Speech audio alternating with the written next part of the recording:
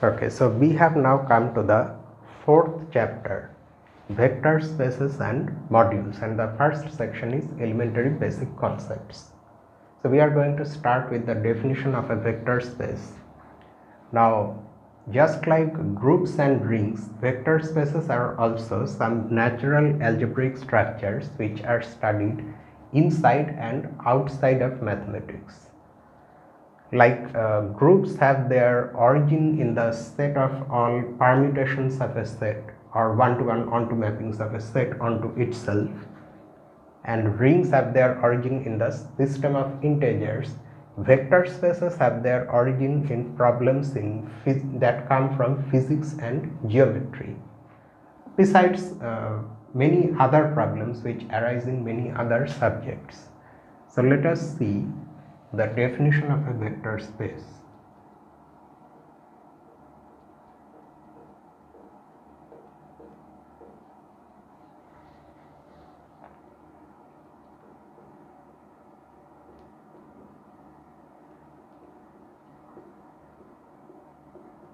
A non-empty set V, unlike groups and rings, vector spaces are a little different in the sense that a vector space involves two sets instead of only one set and some operations on that set. A non-empty set V is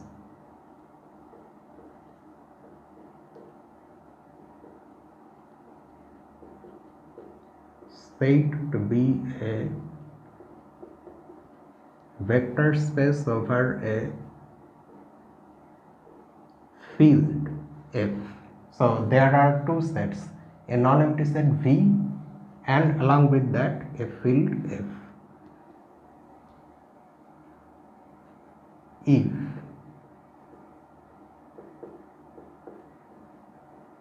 V is an abelian group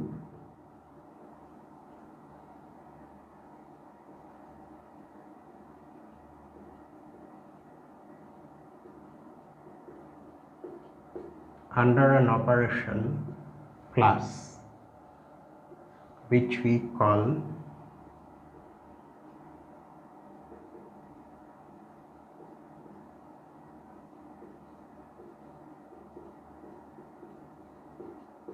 addition, and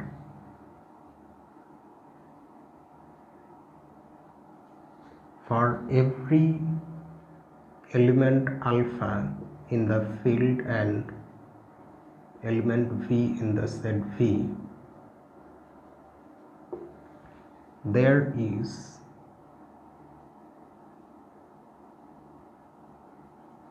defined a product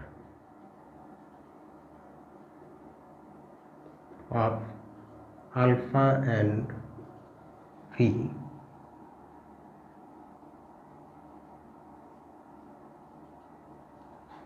written as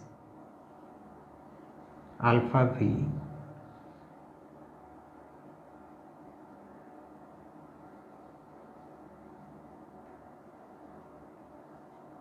which is an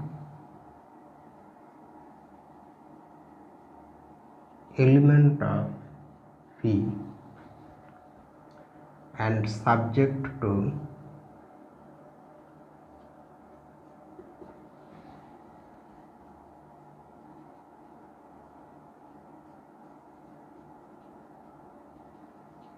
the following. Okay, it's going on and on. Let me see whether it makes sense.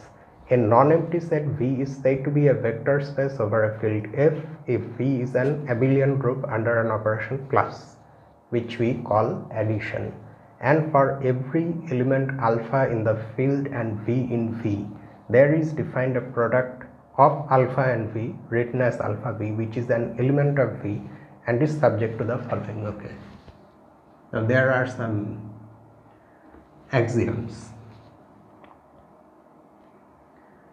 Alpha times V plus W is equal to alpha v plus alpha w to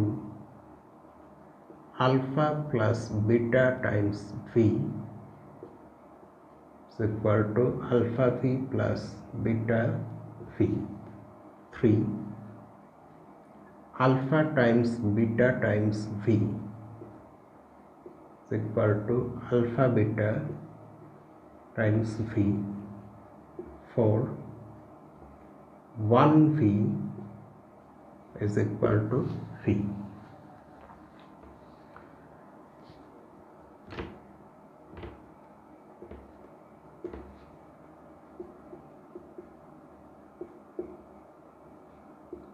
For all alpha and beta in F and V and W in V. And here 1 is the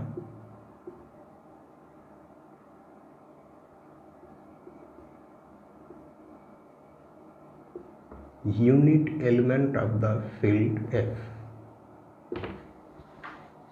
Okay, so if these things are true, then the set V is said to be a vector space over F. Now let us decipher this definition. What does this definition mean actually? We have a number of things here.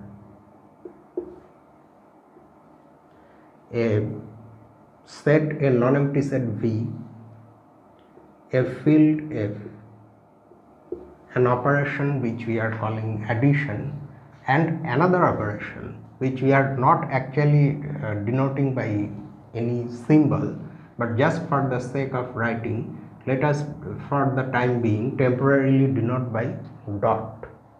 Okay, we have a system that looks like this.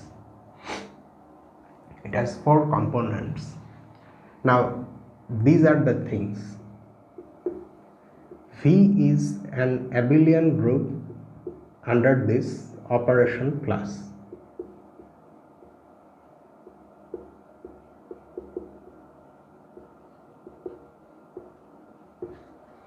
We already know what it means.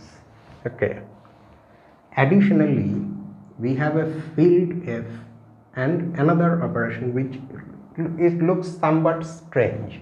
It's not the kind of operation we have seen so far. That means, you see, so far we have only seen binary operations, that is operations for example this operation plus.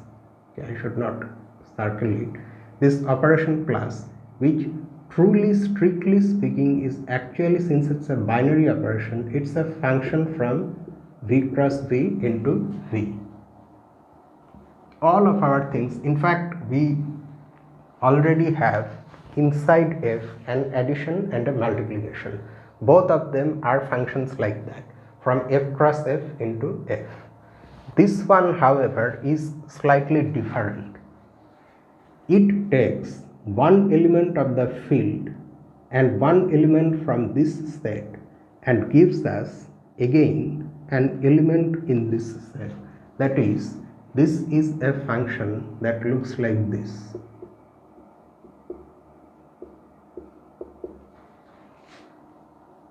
Okay, it takes a field element and an element from this set and produces again an element from that set. In this sense, this operation is not actually a binary operation, strictly speaking.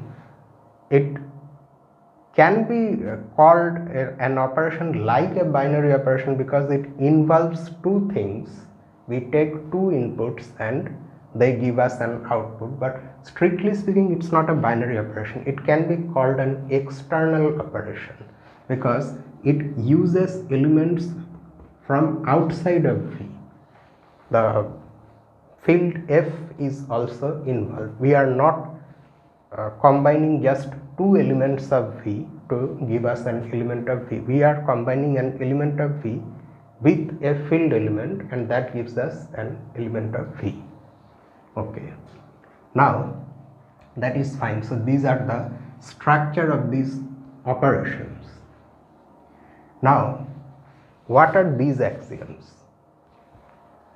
Let us look at them one by one. This axiom says that if we have, okay, first of all, alpha and beta are field elements. Okay, so the Greek letters are field elements, and the ordinary Latin letters, they are elements from that set V. Now alpha V plus W. This V plus W is we have added these two elements V and W in V using this addition. So that means that again gives us an element of V. This V plus W is again an element of V that we can multiply by alpha using this external operation, and we get an element again in V.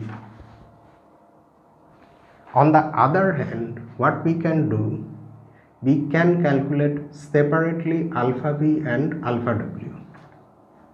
Since V and W are elements of V, so this external operation gives us two elements of V, alpha V and alpha W, and we can then add them using this operation. That again will give me an element of V. This axiom says that these two elements are equal. That's what it says. Then, so this is the first one. In the second one, we have two field elements, alpha and beta, which we are adding in the field. So note that this plus is actually, since it's between two field elements, it's the plus that is not shown here. It's the addition that we have inside the field, the ring addition. Okay, because the field after all is a ring. So this alpha plus beta is again a field element. With that or by that you can multiply this element V from the set V. So this operation is this external operation, and that becomes equal to alpha V plus beta V. Note that alpha V is again an element of V, beta V is also an element of V, so they can be added together using this addition to give us an element of V. So, and this element of V is equal to this element of V, but note that this addition is the field addition, but this addition is actually this one, addition of two elements of V. Okay, so there is a distinction between these two additions, which you can understand what the addition is once you look at the elements that are being added. Here the elements are field elements, so the addition is that of the field. Here the elements are elements in V, so the addition is the one available in V. Now what about the third one? In the third one, on the left side, if you see alpha beta V, so first of all you calculate beta V. So beta V is an external operation, so this beta V is again an element of V. That again you multiply by alpha, another external operation, so that again gives you an element of capital V. On the other hand, here on the right side we have alpha beta V. Now this alpha beta is the product of the field elements alpha and beta, so the multiplication involved here is that in the field F.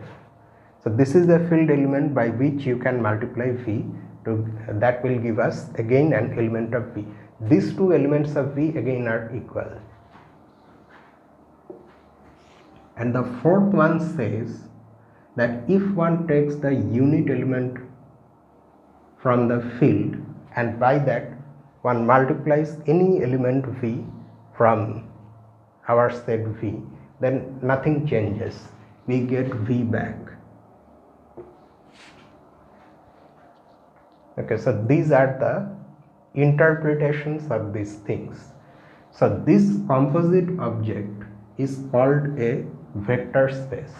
It has these parts: a non-empty set V, which is an abelian group under an operation which we call addition. By now you already know that this addition can actually be anything. We are just simply calling it addition, simply because this group is an abelian group, that's why. And there is a field and an external operation like this, such that these four axioms are satisfied. Then we say that V is a vector space over F. Okay, that is the language. Okay, so let us now continue.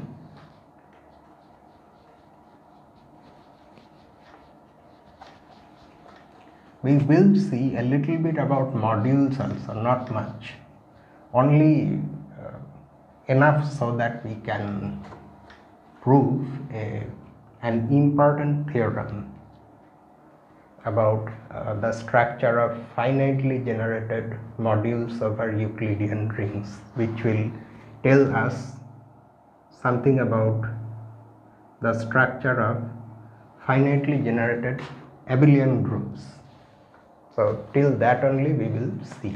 But in general, module theory is extremely vast. At one point, we hope to see those parts when we go to higher ring theory. By the way, in ring theory, two exercises are left, 14 and 15. I will solve that soon. Okay, so now these remarks, the author also has made this type of remarks. Note that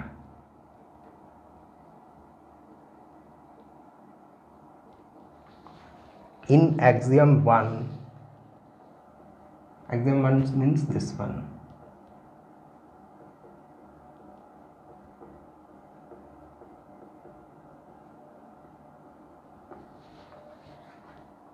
The plus is that of V.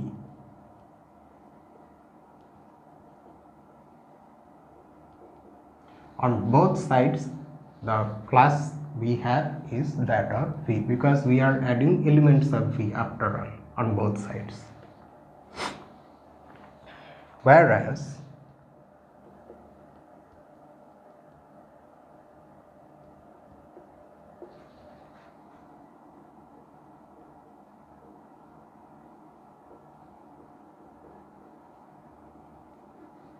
on the left hand side of axiom 2, that is here, it is that of F.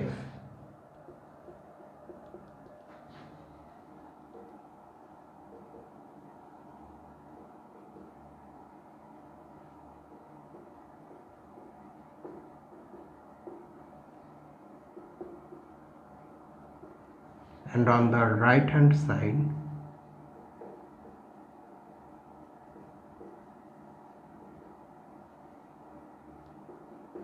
it is that of V. Okay, now some notation.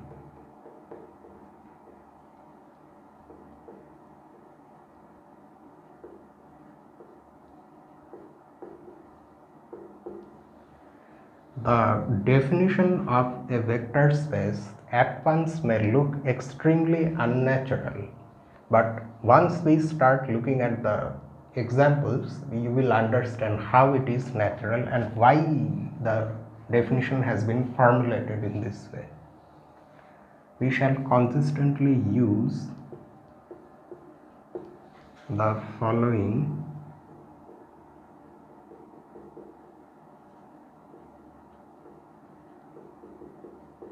notations, terminology.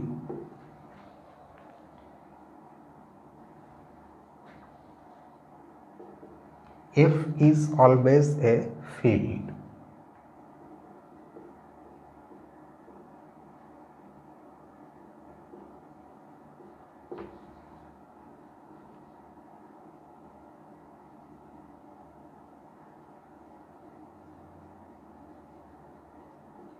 lowercase Greek letters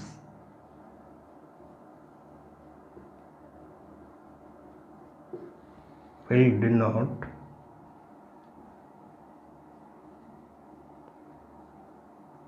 elements of F, just like here we have written alpha and beta.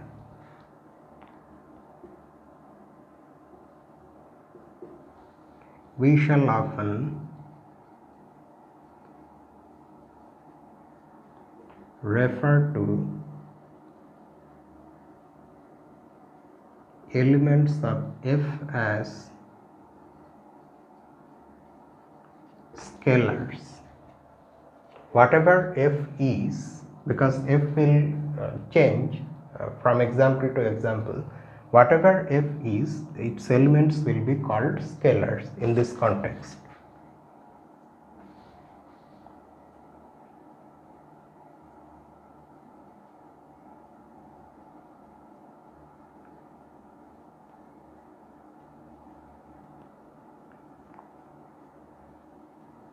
Capital Latin letters will denote vector spaces over F.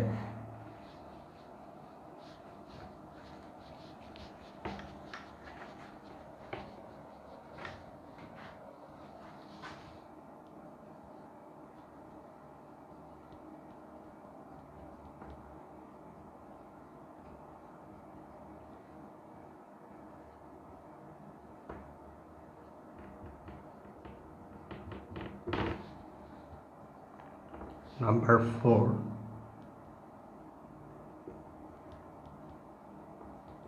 Lowercase Latin letters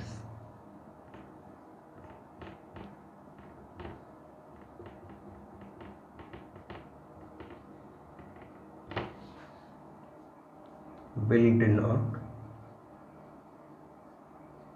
elements of a vector space.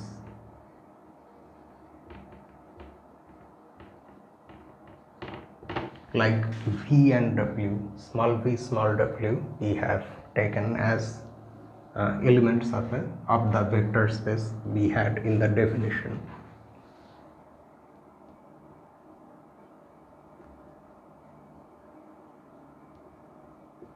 Elements of a vector space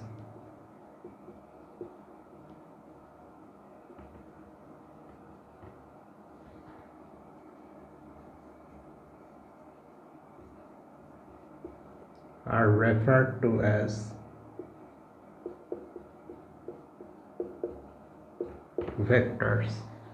The name vector may make you think that these are vectors you may have encountered in physics, but that is not necessary, because the examples we will see in them, the objects we will see, which we are going to call as vectors, may not have any resemblance to actual physical vectors that you may have encountered in physical sciences.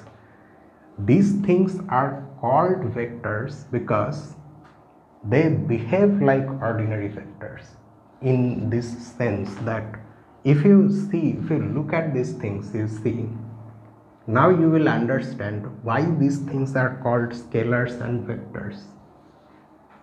It's a generalization of the ordinary concept of vectors, like how we ordinarily have a vector, say a force is equal to mass times acceleration. This mass is a scalar quantity, acceleration is a vector quantity.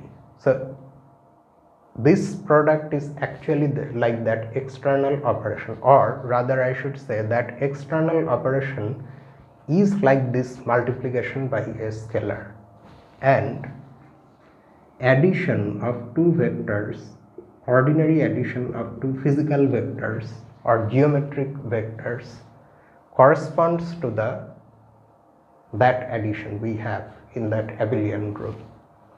And things have been arranged, those four axioms mimic the properties that ordinary vectors and their addition and multiplication by scalars satisfy. So in that sense they are called vectors, and in that sense these field elements are called scalars.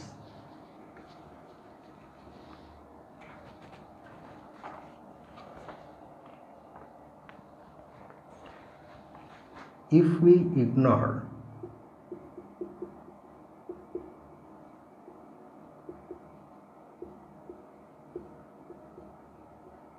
the fact that V has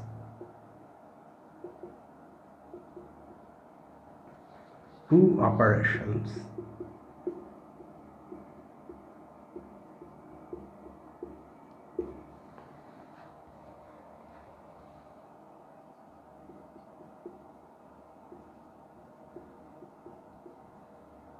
and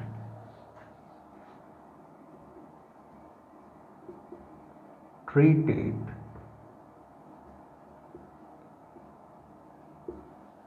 for the time being as merely an abelian group,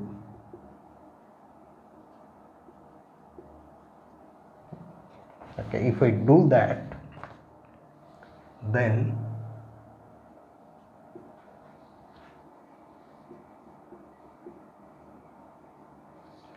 Axiom 1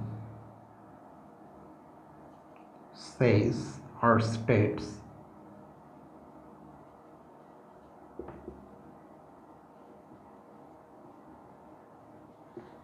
nothing more than the fact that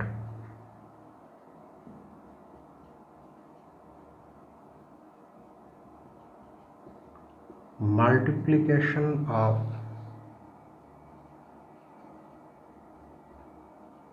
elements of V by a fixed scalar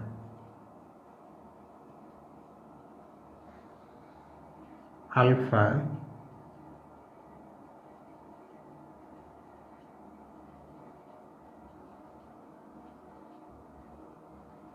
is a homomorphism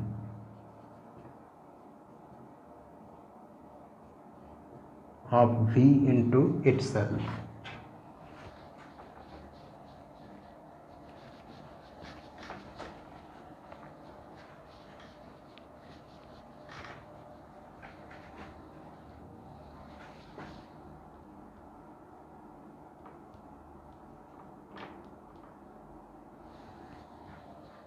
Because alpha times V plus W is alpha V plus alpha W.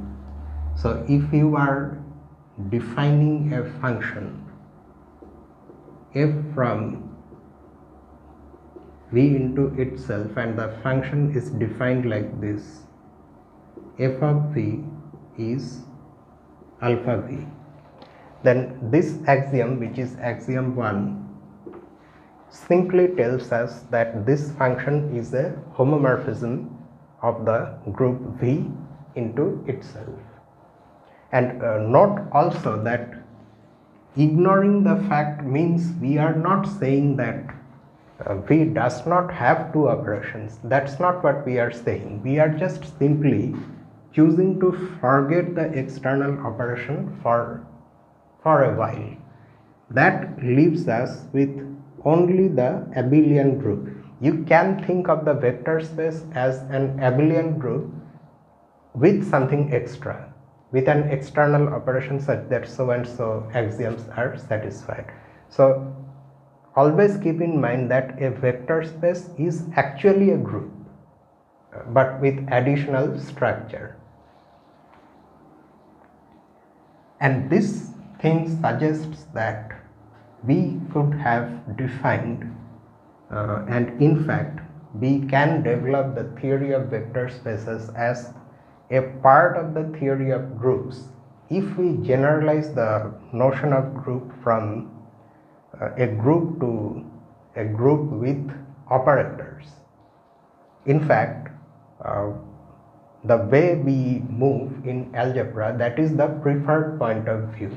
You have one algebraic structure, then you add more axioms to restrict the structure.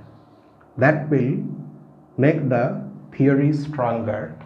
The number of examples supported by, the number of examples that come under that new definition, new restricted one, that will be less because there are more axioms to satisfy, but the results you can prove in that stronger system will be much deeper, and there will be many more things you can do which otherwise it is not possible in a system which has fewer axioms.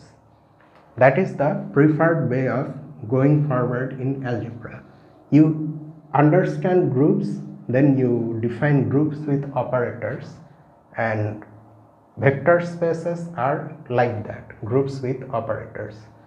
But here we are not going to present them in that way, because for us vector spaces will come from some quite familiar examples. So we are not going to take this approach of going algebraically forward. Instead, we are going to study vector spaces as not as group with operators, but as an algebraic structure in its own right, which are related to groups. And the author says these things. Oh, and one more thing. This homomorphism, oh, how many MOs am I writing?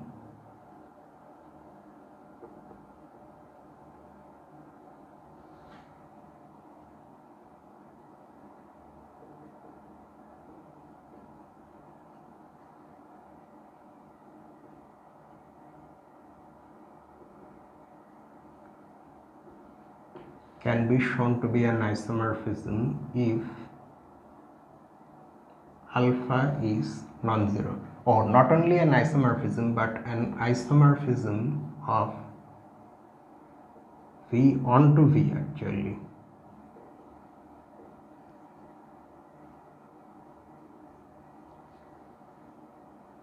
For that we need, what is it? Is it lemma or theorem? Lemma.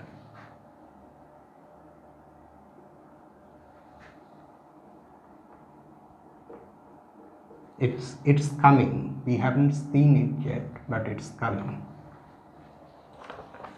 This suggests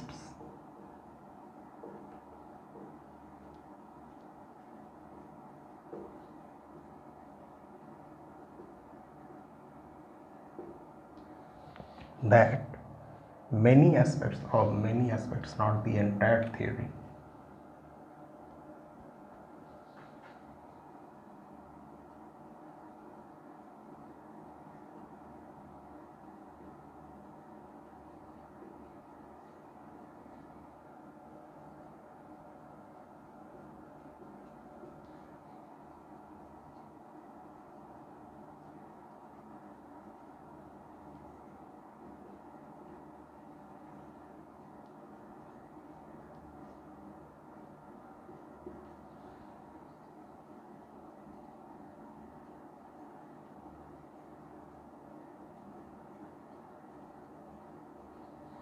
could have been developed as a part of the theory of groups.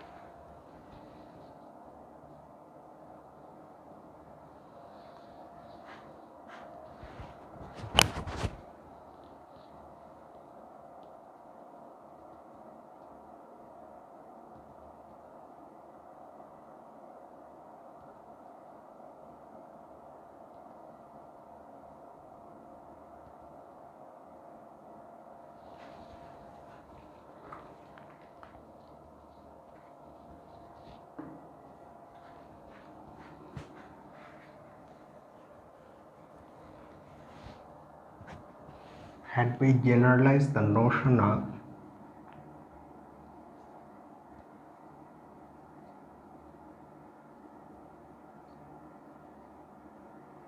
to groups with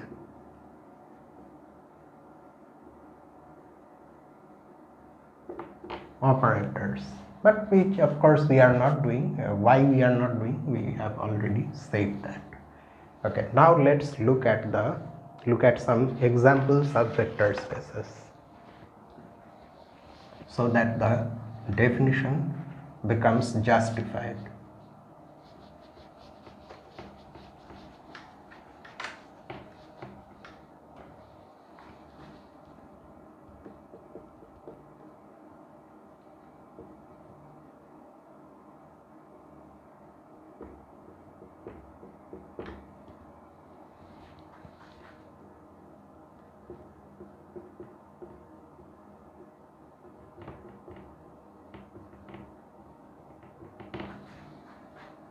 And let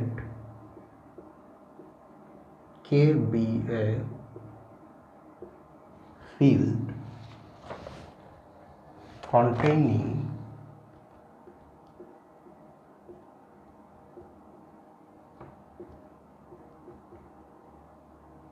F as a subfield.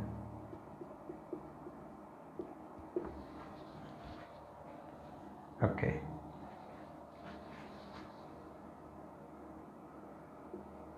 K is already an abelian group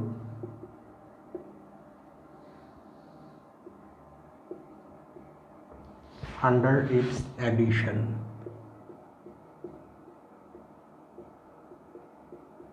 Under its addition means under the addition we have in K as a field.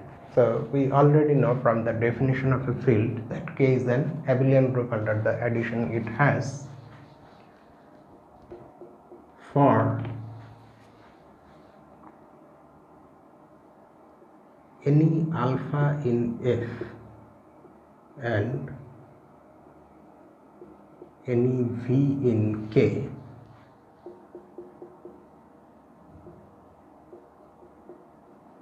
we define alpha V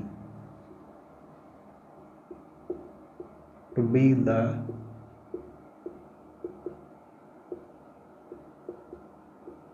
product of the elements alpha and V in K. Since K after all contains F as a subfield, so alpha being an element of F is also an element of K. Now if we by alpha V we mean the product of the elements alpha and V of K, then we have an element of K. In this way, suppose we are defining an external operation which truly is not external, because after all alpha and V are elements of K, but we will see that the axioms that we need in the definition of a vector space are true in this case. I mean, we have almost all the things.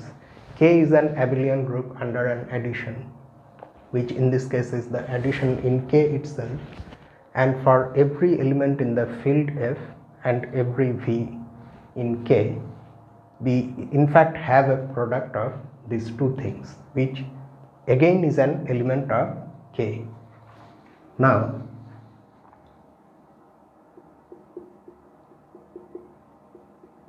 for any two field elements alpha and beta and any two elements V and W in K, we have number 1 alpha times V plus W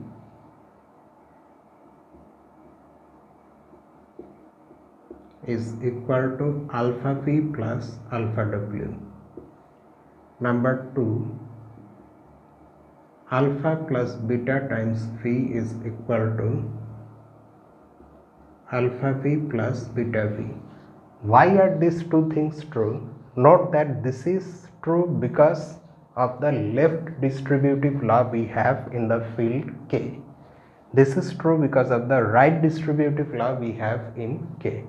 Because although we are treating alpha and beta as scalars and v and w as vectors, but everything is after all going on inside K.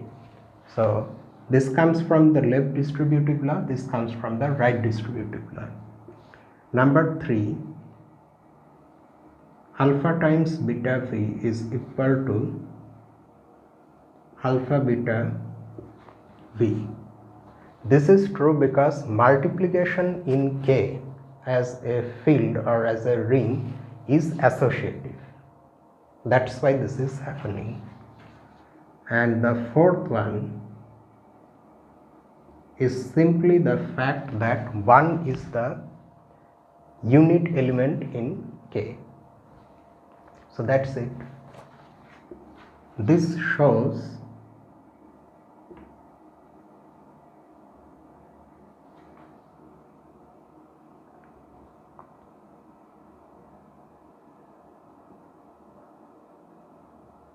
that K is a vector space over F.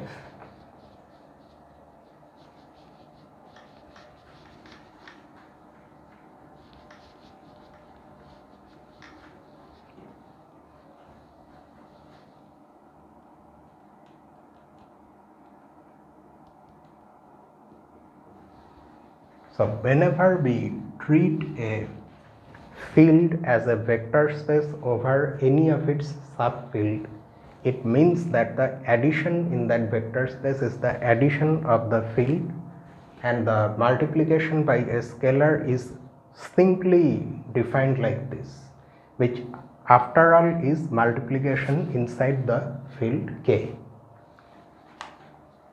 Okay, so this is a somewhat trivial example of a vector space. Then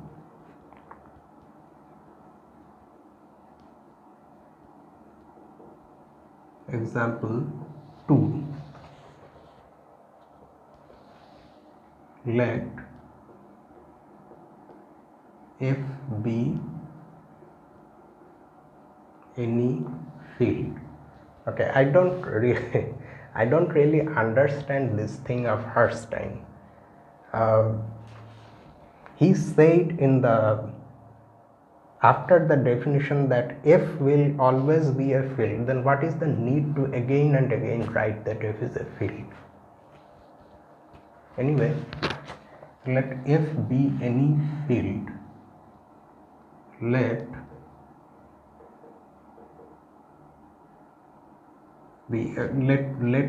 us write in words, otherwise it may be confusing. Let V be the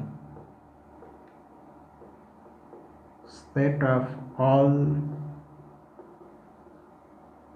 ordered n tuples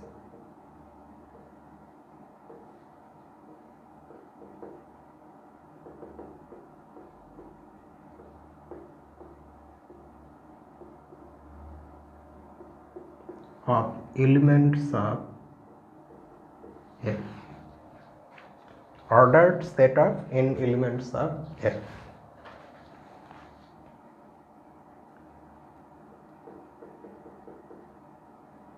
Two elements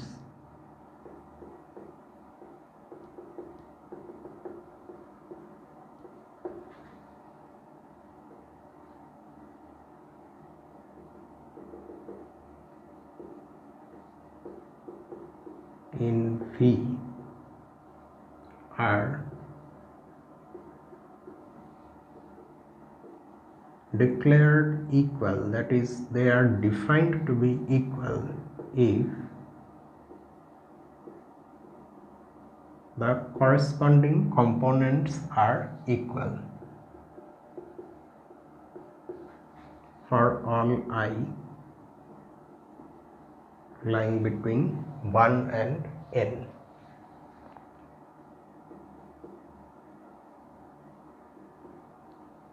we define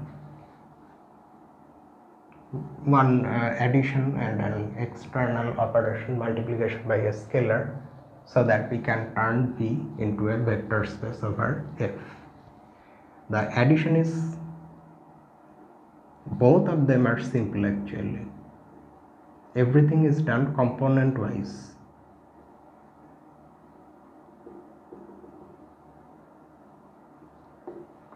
This is defined to be, that is, the corresponding components are added. And number 2, gamma times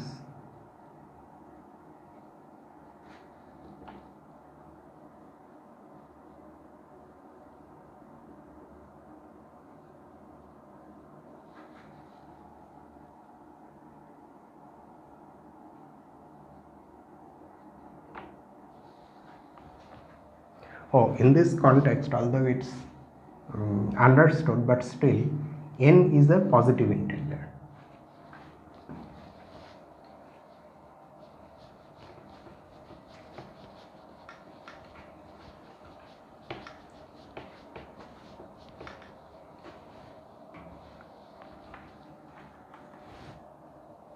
This I leave to you.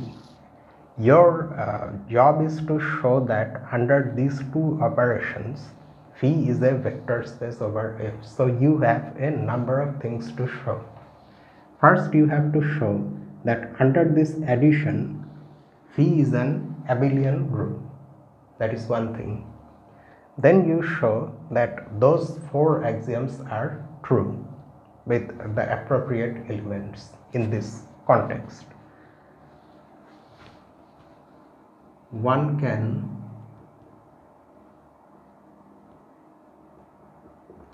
show that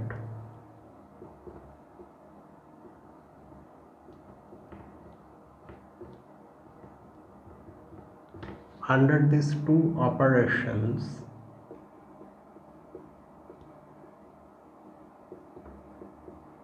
phi is a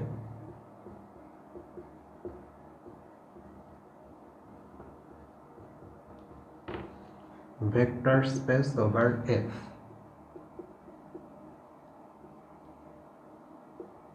We denote this space, we in fact have a symbol also,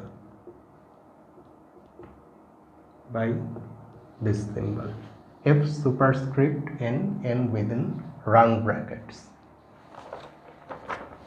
Okay, then we have 2 more examples.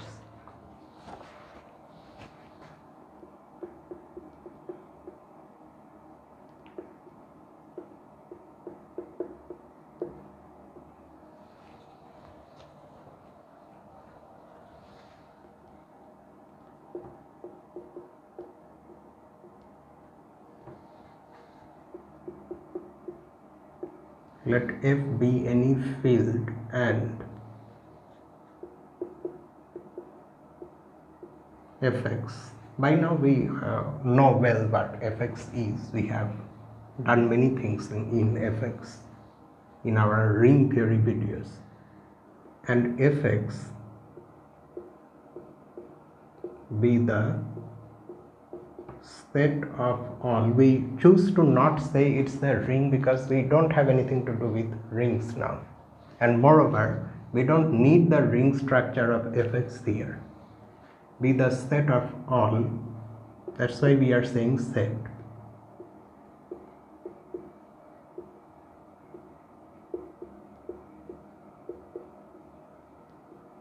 In X over F.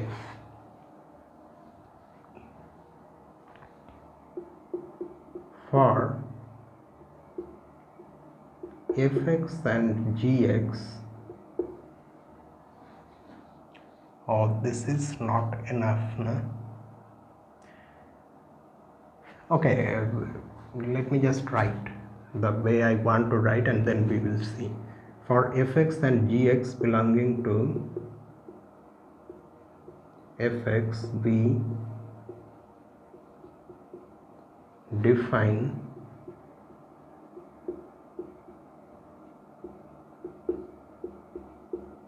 to be the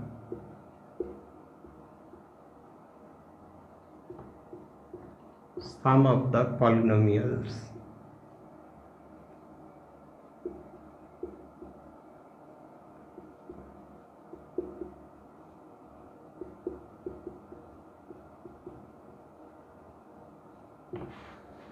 that is by fx plus gx we mean the ordinary sum of the two polynomials that we already have in fx.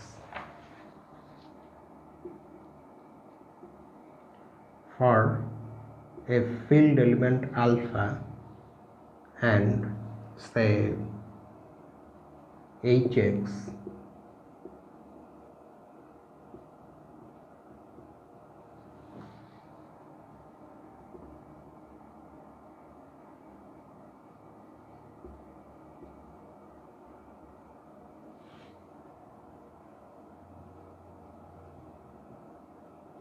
we define alpha fx to be this polynomial alpha alpha naught plus alpha alpha 1 x plus etc. plus alpha alpha n x to the power n, where these alpha alpha naught, these products are all calculated in the field f. So these are after all field elements, and hence this is again a polynomial in fx. Just like that one, here also it's quite easy. All these verifications are routine, but you are definitely encouraged to carry them out at least once.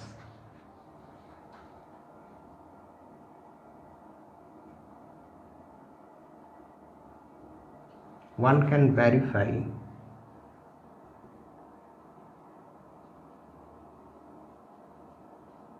that under these operations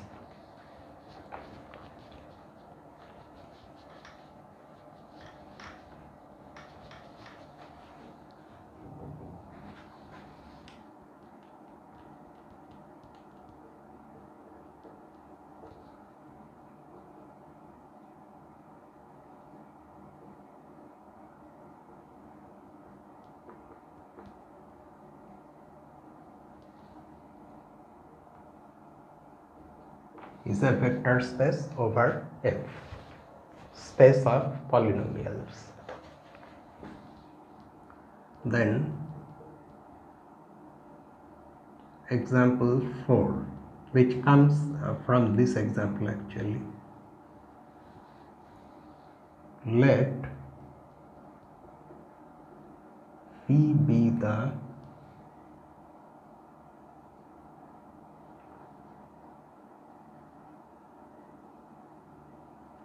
subset of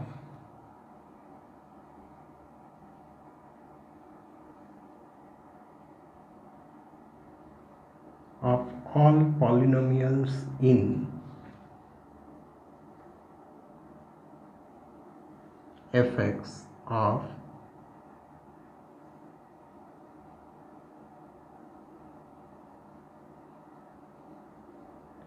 degree less than 0. Oh, sorry, what? Degree less than 0. There is no such polynomial. Except of course that 0 polynomial, degree less than n, where n is some positive integer. We can take n to be 0 also. In that case,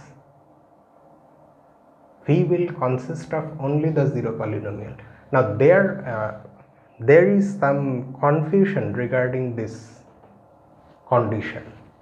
You see, traditionally we do not, usually we do not define here in this text in particular. We have not chosen to define any degree for the 0 polynomial. We have defined degree for only non-zero polynomials. However, in some texts the zero polynomial is defined to have degree either minus infinity or minus 1. Now the problem here is this: if we do not assign any degree to the zero polynomial, then do you think that 0 will belong to this V? Oh, I think it is being denoted by Vn, okay, to show that it depends on n. Anyway, so if we continue to not assign any degree to the zero polynomial, then will the zero polynomial belong to Vn? Because to belong to Vn, its degree should first of all exist, and then its degree should be less than n, then only it will belong to Vn. So if we keep the condition simply like this, then there is a little doubt or confusion. Instead, and also we do not suddenly want to define the degree of zero polynomial as either minus infinity or minus 1 without any further reason. So to make things less ambiguous, we will write like this: less than n along with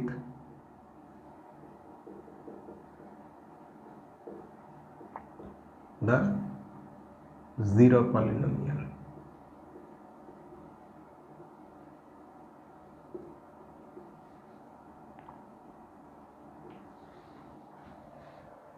That is, actually this is how it should be defined, then there is no chance of confusion. Vn is the set of all polynomials that look like this.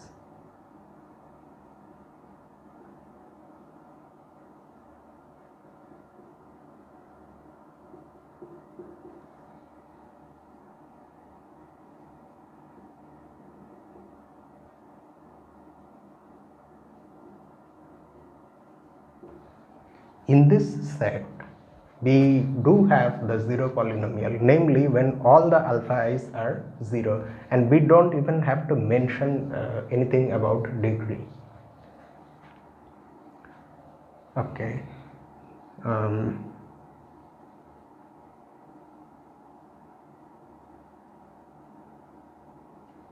This one is rather easy. Just like those things, one can verify that Vn is a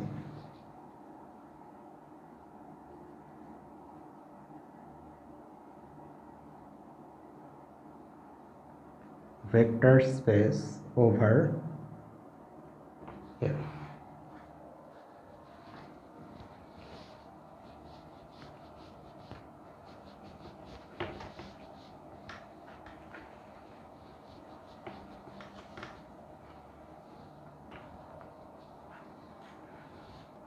Then the author asks, what is the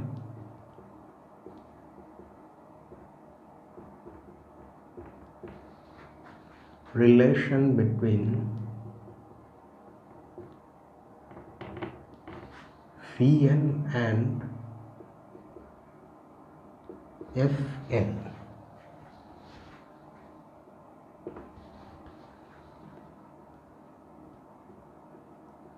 If one defines a function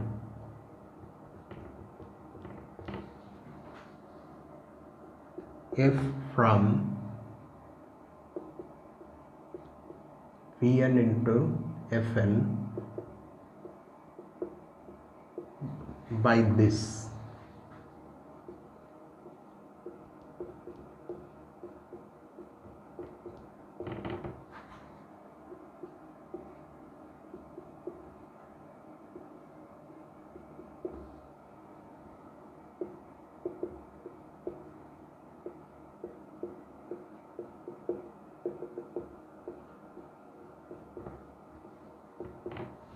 then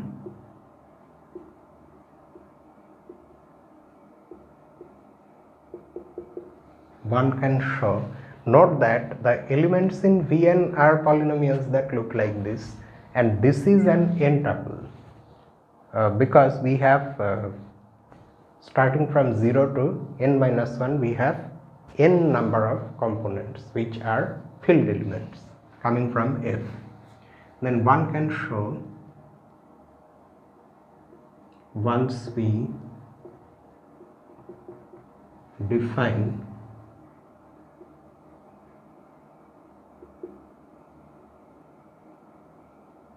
homomorphisms and isomorphisms,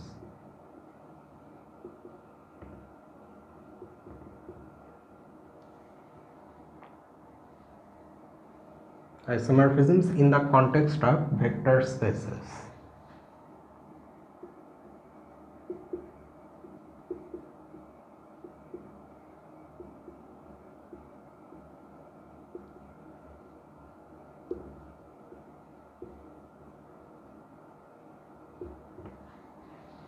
One can, from the experience we already have with groups and rings, guess that this will give us an isomorphism from Vn onto Fn. And so as vector spaces, Vn and Fn are actually the same thing. There is no distinction between the two, which however we will see when we define homomorphism and isomorphism. Now next natural definition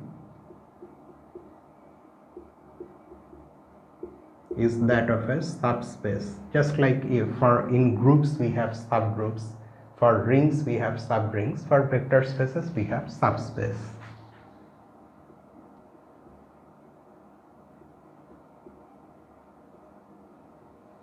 A non-empty subset W of a vector space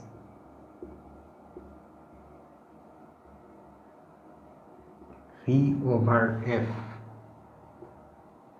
is called a subspace of V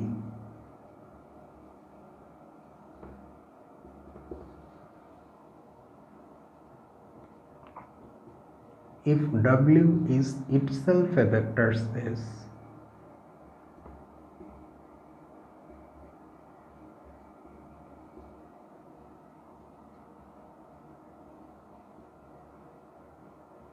over F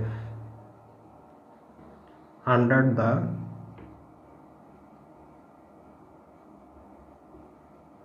operations in V.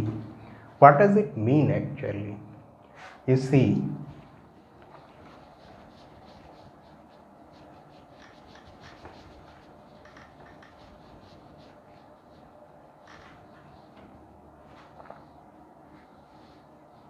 it means that the two operations we have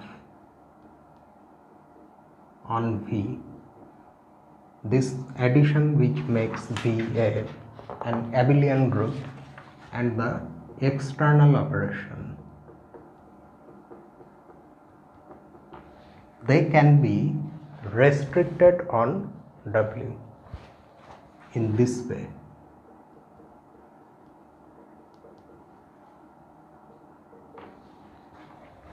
Because if you take a pair of two elements from W, after all it will also be a pair of two elements from V because W is a subset of V. On that you can apply plus. If it happens that this maps W cross W into W, and just like that, if you restrict this external operation on W in this sense, and that also maps onto W, and under these two operations W itself becomes a vector space over F, then we say that W is a subspace of V. Equivalently, and this is a condition that we are going to use again and again to show that a non-empty subset is a subspace.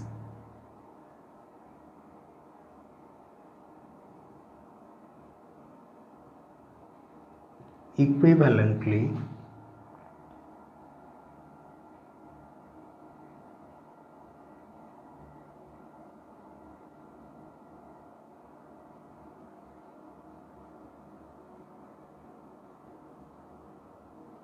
is a subspace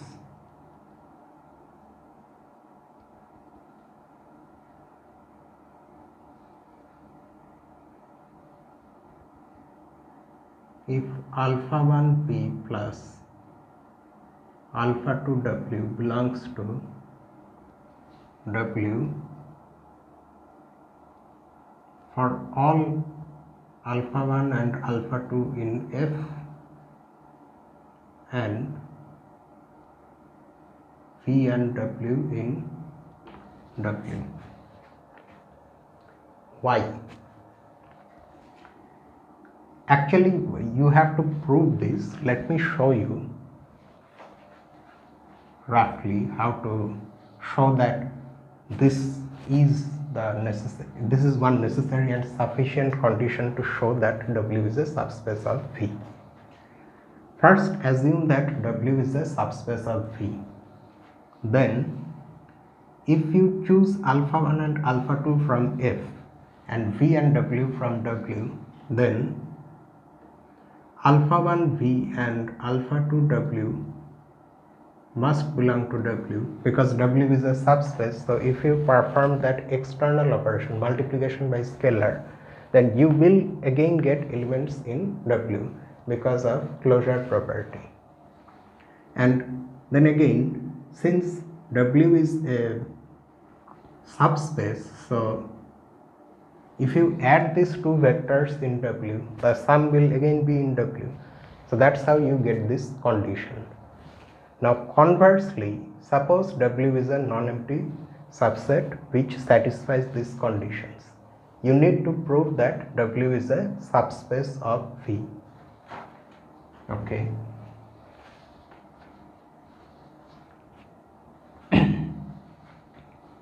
Your first job is to show that W is an abelian group under the addition we have in V, or in other words, to show that W is a subgroup of V under addition. For that, you choose two elements, say V and W, in W, and you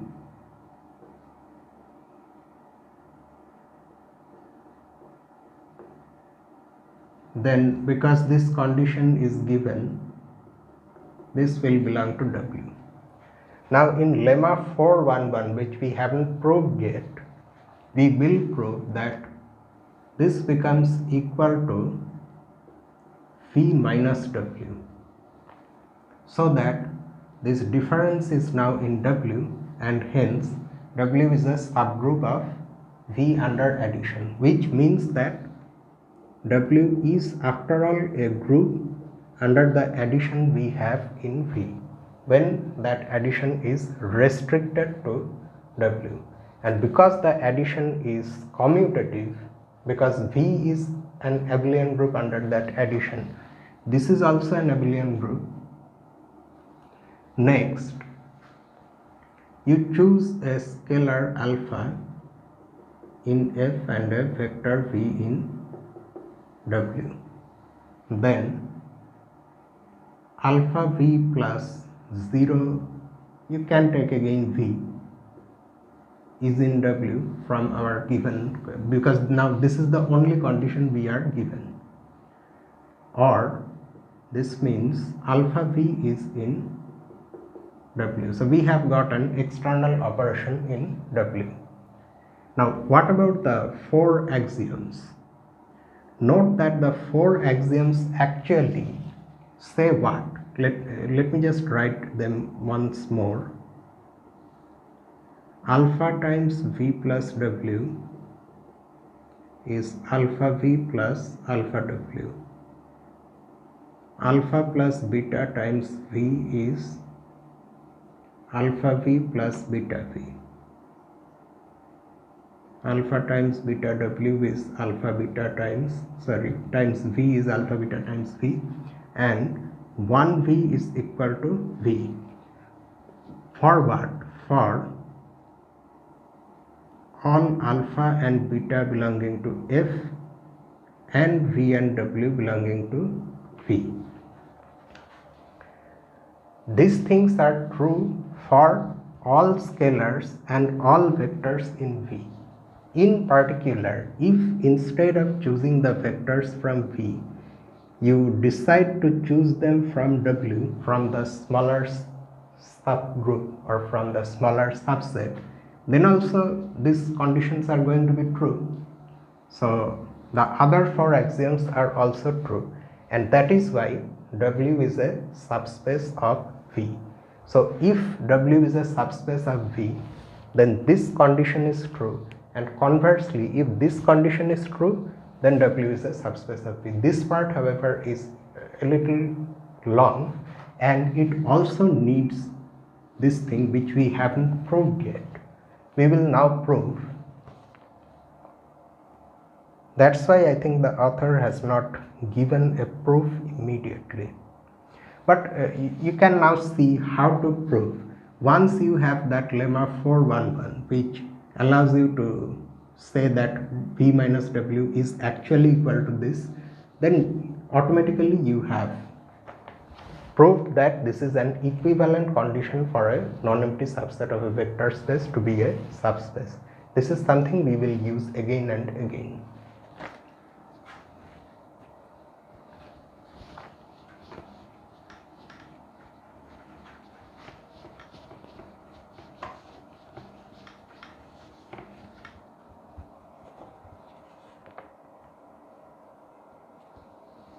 Note that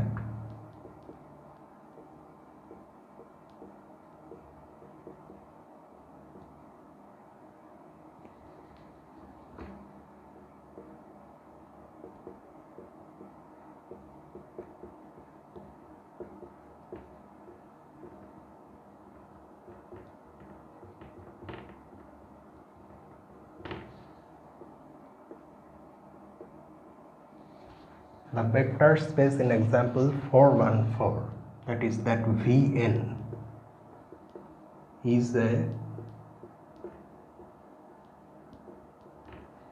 subspace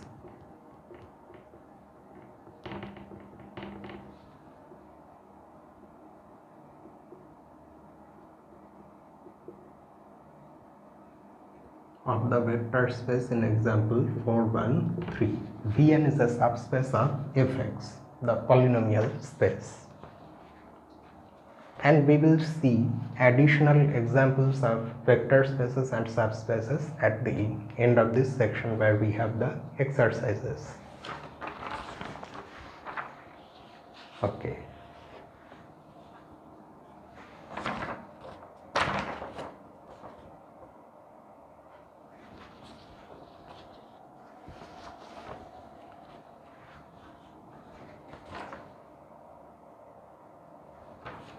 Now we come to the definition of a homomorphism between two vector spaces.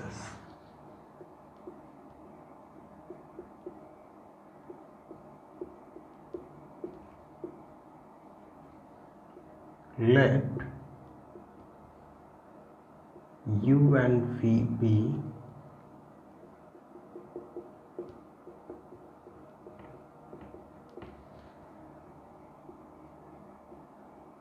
two vector spaces over a common field F. This is important. When we want there to be a homomorphism between two vector spaces, the underlying field of scalars, there should be only one. It should be common. And these two vector spaces may or may not be equal. A mapping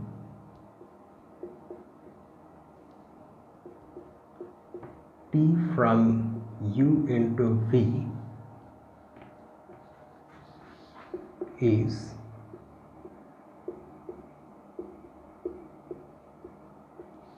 said to be a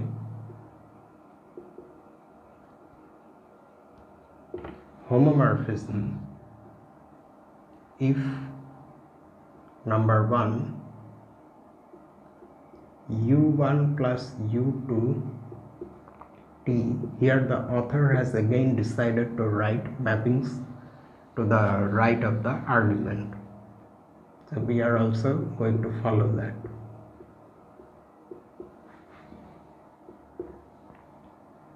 Number 2 alpha u1 t is equal to alpha times u1 t for all scalars alpha in F and all vectors u1 and u2 in U. If this happens, then we say that T is a homomorphism of U into V. Again, I am saying, keep in mind that the underlying field of scalars should be the same. So T preserves addition and T also preserves that external multiplication. Here you can see why the field of scalars should be the same. If they are different, then it does not necessarily make sense to multiply u1t by alpha, because this alpha which is coming from the first field may not be there in the second field if the fields are different.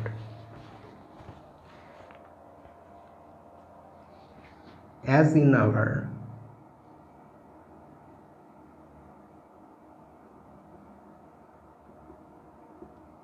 previous models, that is in groups and rings,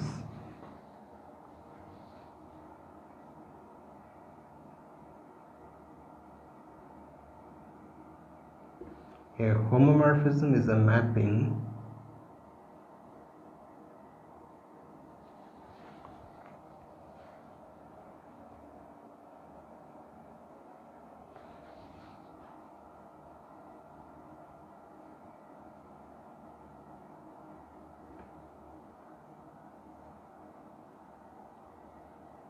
preserving all the algebraic structure of the system.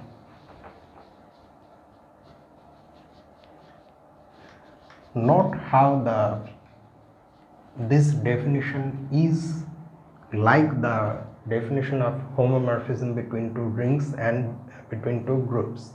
In case of a group, only the single binary operation is to be actually there are two operations, but those two things have to be preserved.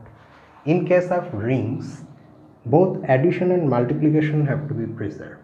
In case of vector spaces, both addition and that external operation have to be preserved. That means whatever operations are available, an operation and another similar operation in the other structure, they should correspond in this way so that there is a preservation of structure.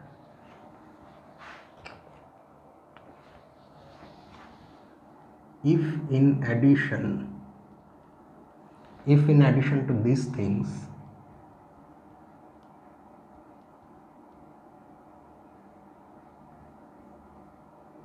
T is 1 to 1, as a mapping, if T is 1 to 1,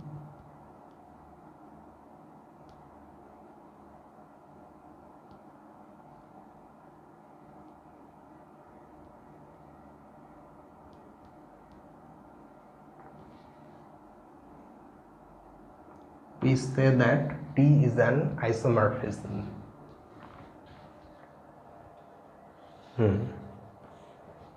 The kernel of T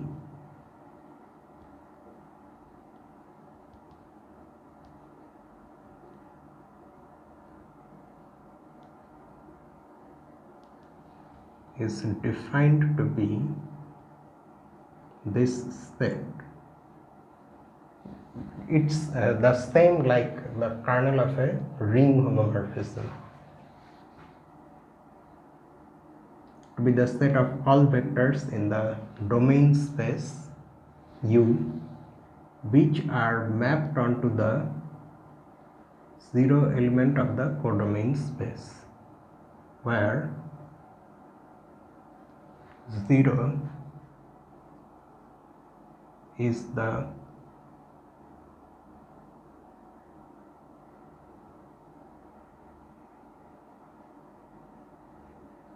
additive identity in the abelian group V of the addition in V.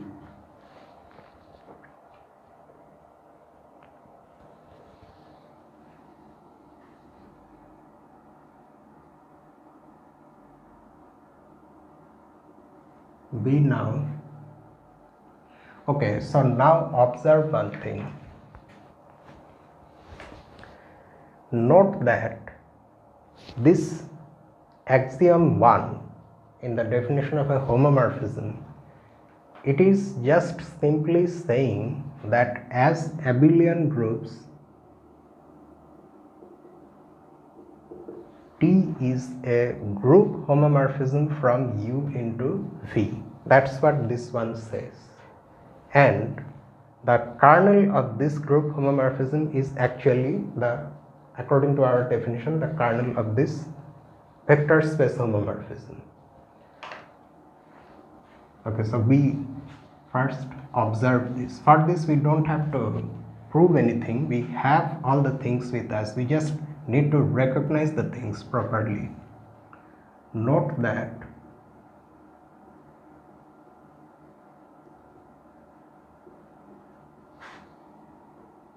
condition 1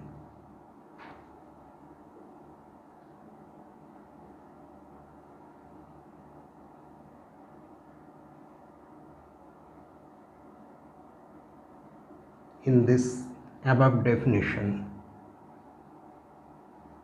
says that T is a group homomorphism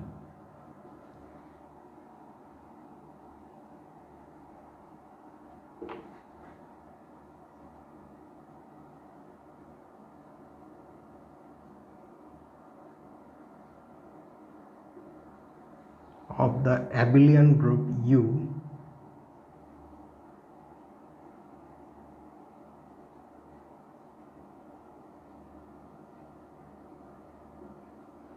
into the abelian group V with kernel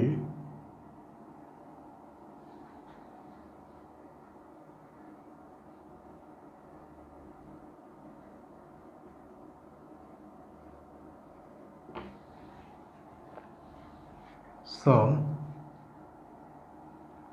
T is 1 to 1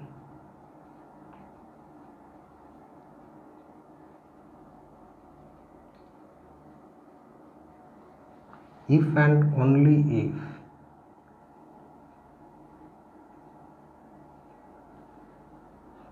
this kernel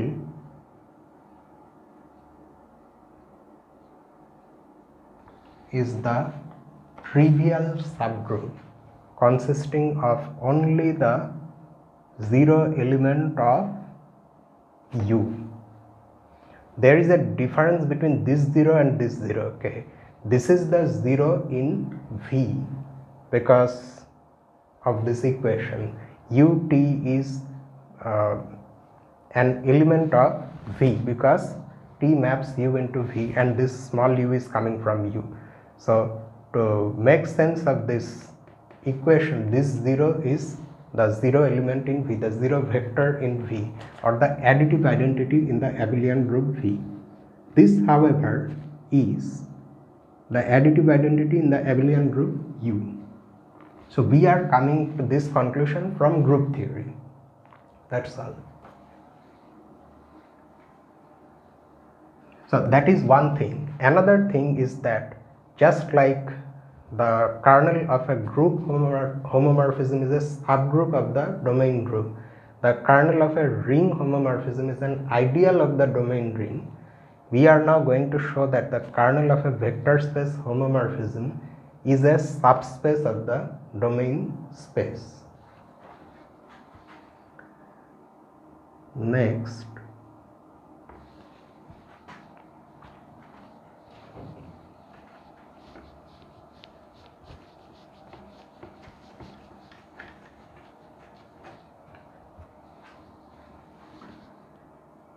since t of 0 is equal to 0.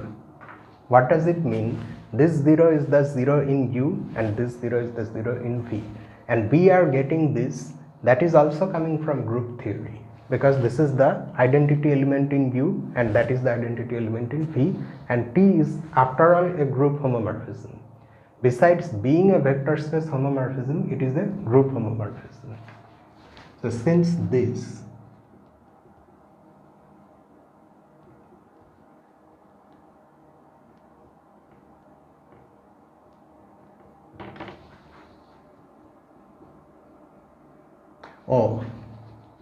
I cannot write like this, no? 0t, this inconsistent usage of both the notations is extremely unsettling. We have 0 belonging to this, that is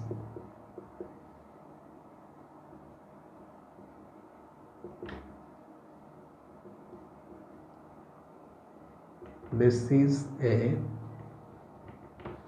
non-empty subset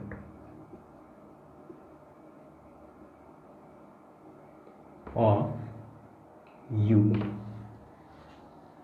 We now invoke that condition that we showed there for deciding when a non-empty subset is a subspace. So let alpha and beta belong to, we can take alpha 1 and alpha 2 also, it does not matter, and U and V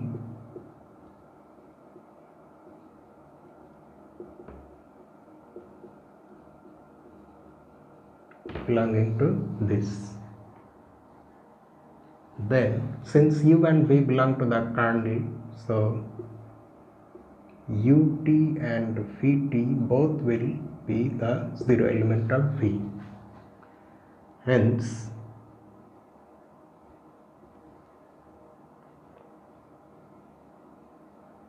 alpha u plus beta v t, using the condition for a homomorphism, this becomes, first of all, since it preserves addition, we have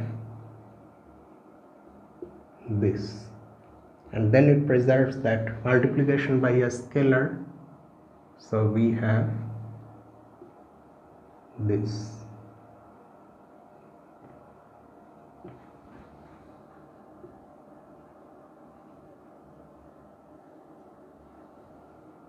Now this is where we again need lemma 411, which we haven't proved. So we have in fact shown two things. One is that condition for a subspace, and one is this thing where we need something which we still don't have, but we will prove lemma 411 and then all these things will be complete. And the thing we need here is that when we multiply the 0 vector by any scalar, the result is a 0 vector.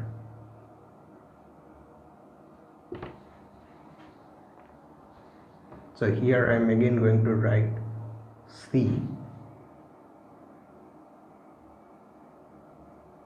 lemma 411.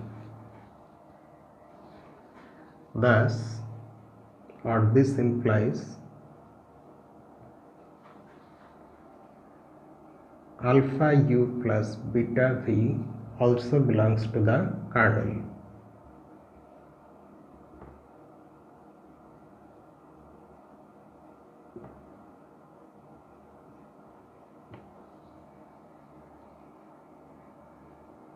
So the kernel of T is a subspace of U. Okay, so we have shown this.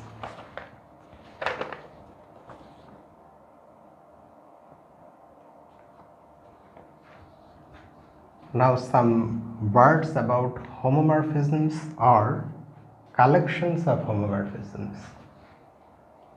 The set of all homomorphisms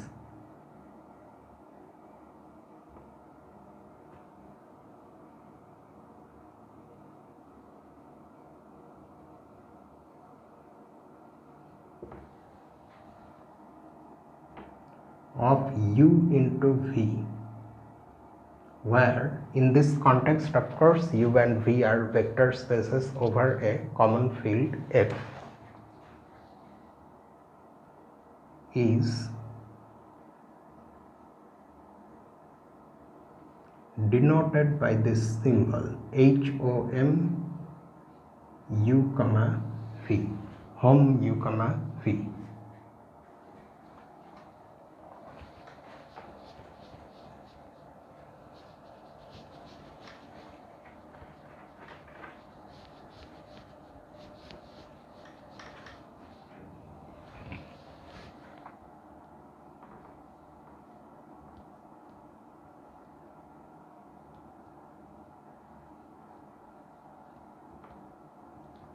Of particular interest to us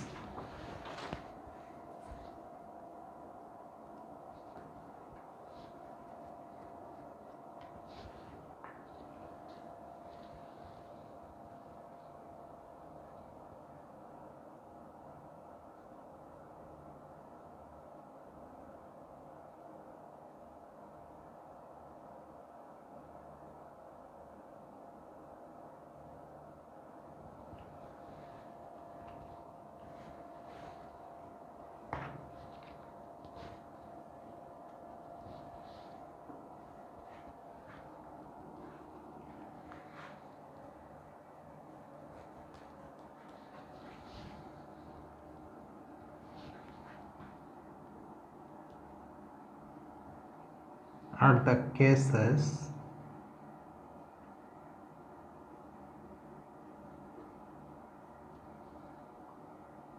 this and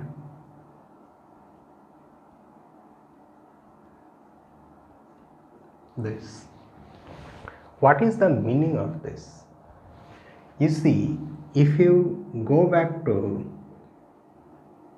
our first example, here we have shown that every field K is a vector space over any of its subfield. In particular, since F is a subfield of F, so in a quite trivial manner, F itself is a vector space over F. That one we have taken here, which we can take because if U is a vector space over F, then U and F are both vector spaces over the common field F, and as such we can consider homomorphisms from U into F. Such homomorphisms have a special name, they are called linear functionals, and we will study them soon. And in the second one we have the homomorphisms from one space into itself. This one also we will study towards the end of this book.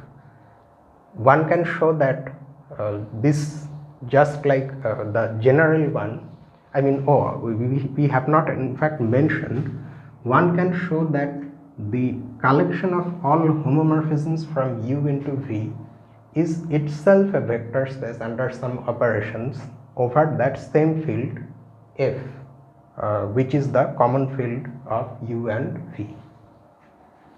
So these are both vector spaces.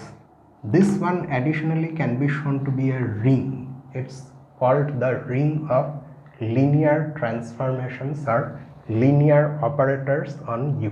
and we will study this particular thing separately towards the end of this book. And this study is known as linear algebra.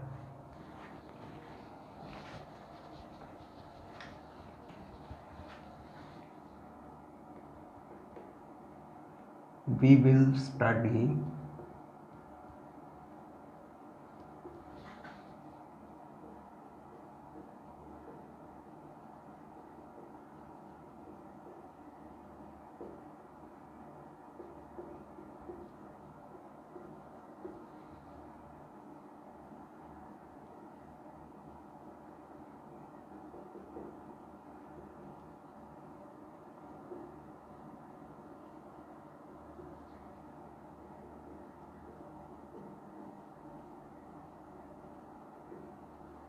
which can be shown to be a ring is called the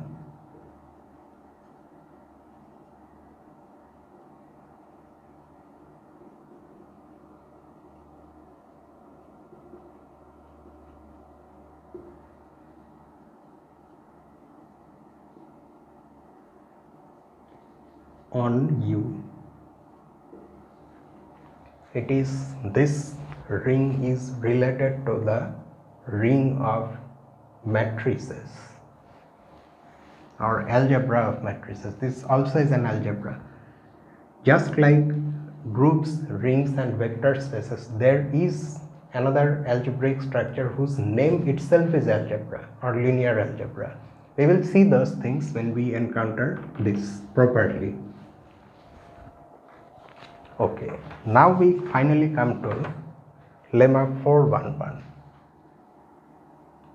with its statement and the subsequent proof. We will end this video. Let V be a vector space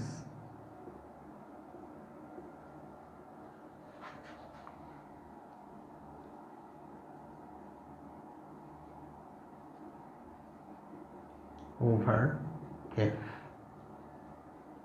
Then the following things are true.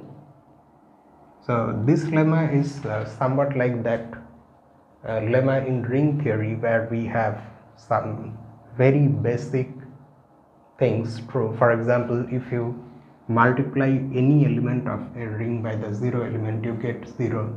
So things like that. A lemma which is quite elementary, but it helps us calculate with things in a vector space. So the first one is this: alpha 0 is 0 for all scalars alpha. The second one, 0v is 0 for all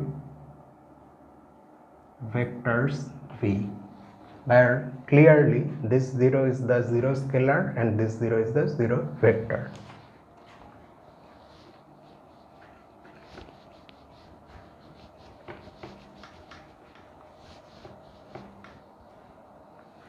The number 3, minus alpha times v is minus of alpha v for all alpha in the field and all vectors v. Number 4, if v is not equal to 0 and we can write like this also, then alpha v equal to 0 implies alpha must be equal to 0. So these are things which are quite natural, and we expect these things to happen, and fortunately they do happen to be true. So let's see the proof. Number 1, So the technique of the proof is also somewhat like what we previously had with similar lemmas in groups and rings. We have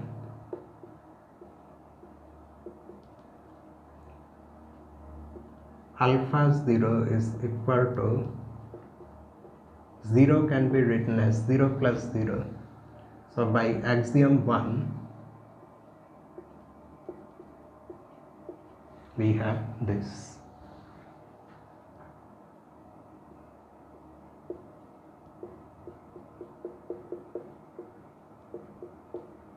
To be specific, we are also mentioning by axiom 1. But this is an equation alpha 0 equal to alpha 0 plus alpha 0 in the abelian group V. So we do have the cancellation law available to us.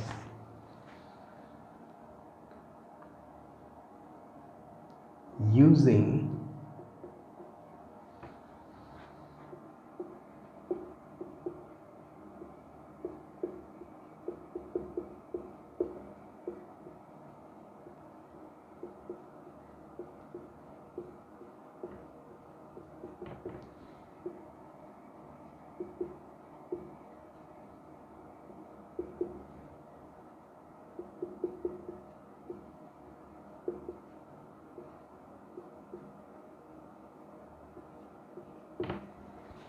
actually the way we have used the cancellation laws is this.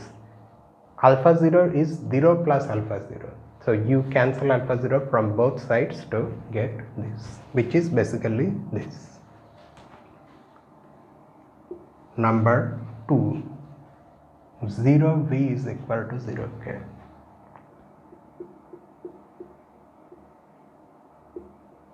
Here also it's somewhat similar. 0v is equal to 0 plus 0v. To distinguish the 0 scalar from the 0 vector, we are intentionally writing the 0 scalar somewhat smaller than the 0 vector.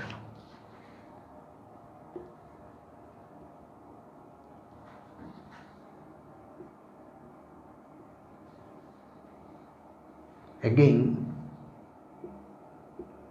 using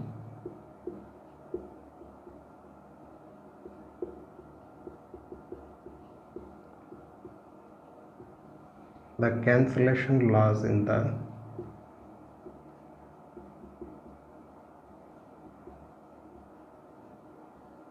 abelian.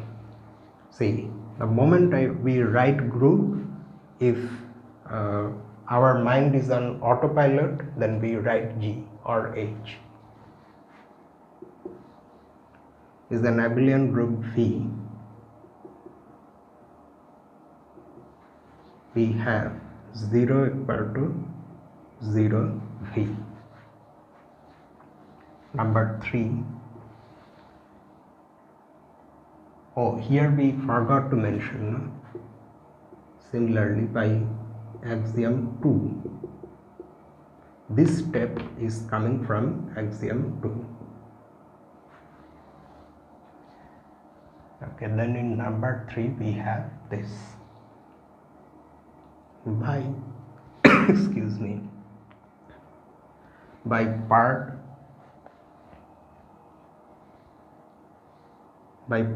2,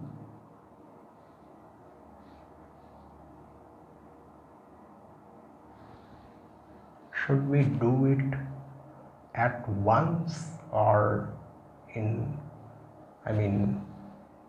start from here then conclude, or start from here itself?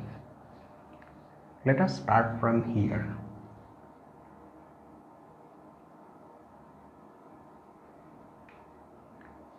Zero is equal to 0v. Now 0v can be written as alpha plus minus alpha v, and by axiom 2 this becomes alpha v plus minus alpha v. So we now have an equation in the abelian group V where the sum of these two elements is the identity element. So one of them will be the inverse of the other, since this is an equation in the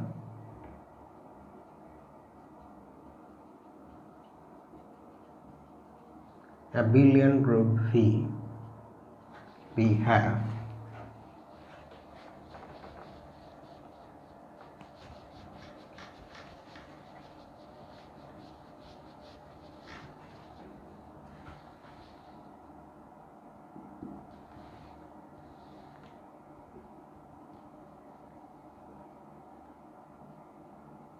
this turns out to be the additive inverse of alpha V. Note that in this step we have again used axiom 2, but we are not mentioning it again because we have done it once here. So that's how we get part 3. And in part 4 it's given that V is non-zero. If alpha V is 0, then it implies alpha has to be equal to 0. This we will prove by contradiction. Suppose alpha is non-zero. Now since alpha is a non-zero filled element, so its inverse exists, then by axiom 3 and axiom 4, by axiom 4 V can be written as 1V. Now in place of 1 we can write alpha inverse alpha V, alpha inverse alpha times V, and alpha inverse exists because alpha is a non-zero filled element. Now by axiom 3 this is alpha V, but alpha V is 0, is the 0 vector, and this is equal to 0, that is by part 1.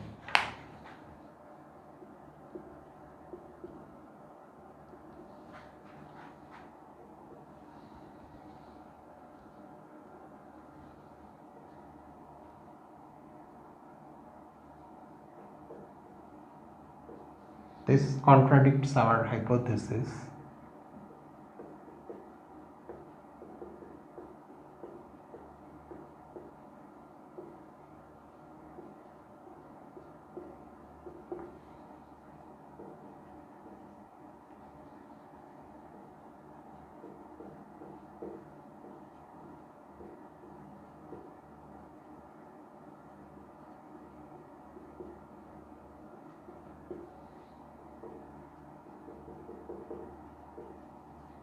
So the supposition is wrong, that is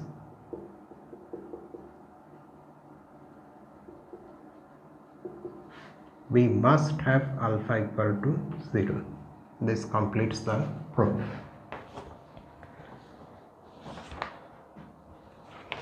After this we have formation of quotient space, just like you form quotient group of a group by a normal subgroup. So just like that you can form a quotient space of a vector space by any subspace, and then the homomorphism theorems and many other things.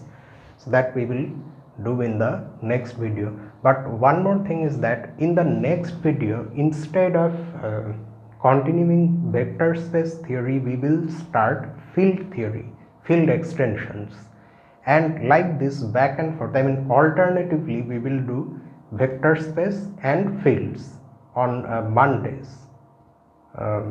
Although I say Monday, but since I film these things on Monday night, so it really becomes Tuesday, but you get the point. So on these days we will do vector space videos as well as field videos, but alternatively. So that will be all for tonight. If you have any doubts or you want to say something, you can either mail me, or again let me write the mail address here itself. because many people may not know it.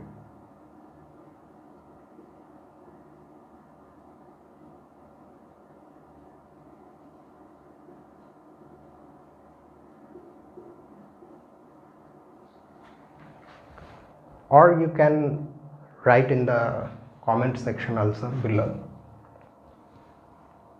So that's it for tonight. So until the next video, this is me, Lucifer, from a mathematical room. Have a nice night.